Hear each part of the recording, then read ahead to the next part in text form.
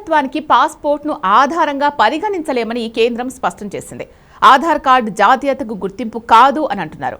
మరి పౌరసత్వానికి గుర్తింపు ఏది? పౌరసత్వానికి పాస్పోర్ట్ ఒక ప్రూఫ్ కాదు అని ఇటీవల కేంద్ర విదేశాంగ శాఖ పేర్కొంది. ఇది చాలామందికి ఆశ్చర్యం కలిగిస్తుంది. ఎందుకంటే పాపులర్ ఇమాజినేషన్లో పాస్పోర్ట్ అనేది సిటిజన్షిప్కు ఒక డాక్యుమెంట్గా భావిస్తారు. కారణం ఏంటంటే చట్టం ఏం చెప్తుంది అన్నది ఒకటైతే, జనరల్గా సమాజంలో ప్రజలు ఎలా భావిస్తున్నారు అన్నది ఇంకోటి. అంటే legal precision with popular understanding, ఈ రెండింటి మధ్య తేడా ఇది. ఎందుకంటే పాస్పోర్ట్ మరే ఇతర ఐడెంటిటీ కన్నా కూడా చాలా ఎక్కువ స్క్రూటినీ ఉంటుంది. పోలీస్ ఎంక్వైరీ కూడా చేశాక పాస్పోర్ట్ ఇస్తారు. కనుక చాలామంది ఏమనుకుంటారంటే పాస్పోర్ట్ అంటే సిటిజన్షిప్ కార్డ్ అనుకుంటారు.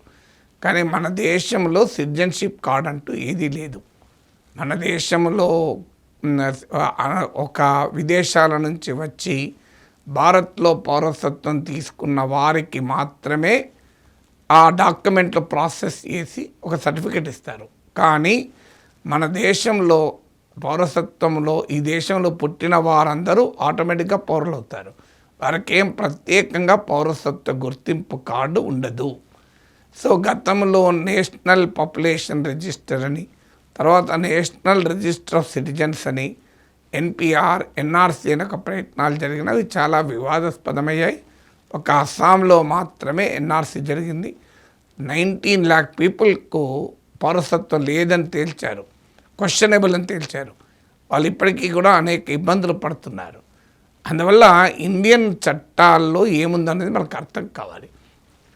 రాజ్యాంగములోని ఆర్టికల్ 5-11, అలాగే సిటిజన్షిప్ యాక్ట్ ఆఫ్ 1955 ప్రకారం మన దేశంలో ఎవరు సిటిజన్ అనేది నిర్ణయిస్తారు.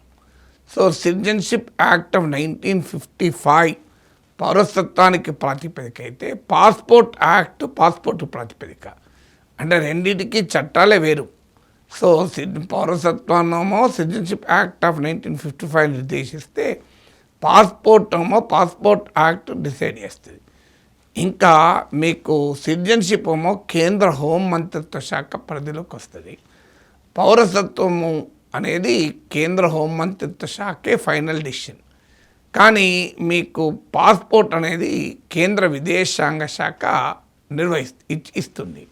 సో రెండింటికి మధ్య ఏ చట్టము వేరు, శాఖ వేరు. హోమ్ మినిస్ట్రీ సిటిజన్షిప్ డిసైడ్ చేస్తే, ఎక్స్టర్నల్ అఫైర్స్ మినిస్ట్రీ పాస్పోర్ట్ ఇస్తుంది. ఇక చాలామందికి తెలియదు, సెక్షన్ 20 ఆఫ్ పాస్పోర్ట్ యాక్ట్ ప్రకారం భారతీయులు కాకపోయినా కూడా పాస్పోర్ట్ ఇవ్వచ్చు. ఎందుకంటే passport is essentially a travel document. మీకు సెక్షన్ 20 ప్రకారము కొన్ని ప్రత్యేక పరిస్థితుల్లో మన దేశస్తులు కాకపోయినా కూడా ఇస్తారు. ఇప్పుడు 2023లో ఒక శ్రీలంకన్ తమిళ్ రెఫ్యూజీకి పాస్పోర్ట్ ఇవ్వమని మద్రాస్ హైకోర్టు ఆదేశించింది. ఎవరైనా భారత సంతతికి చెందిన వారు ప్రపంచంలో ఏదైనా ఒక దేశంలో పౌరసత్వాన్ని కోల్పోయి స్టేట్లెస్గా ఉంటే, వారు ఏ దేశస్తులు కానప్పుడు భారతదేశం వాళ్ళకి పాస్పోర్ట్ ఇవ్వచ్చు. సో అందువల్ల మీకు టిబెటన్ రెఫ్యూజీస్కు ఇండియన్ గవర్నమెంట్ పాస్పోర్ట్ ఇచ్చిన సందర్భాలు ఉన్నాయి, శ్రీలంకన్ తమిళ్స్కి ఇచ్చిన సందర్భాలు ఉన్నాయి. అందువల్ల passport is a different concept all together. అయితే పాస్పోర్టు ఉన్నంత మాత్రానే సిటిజన్ అని చెప్పలేము. కానీ సిటిజన్ కాకపోయినా పాస్పోర్ట్ ఇవ్వచ్చు. అయితే పాస్పోర్ట్ ఒక కీలకమైన ఐడెంటిటీ.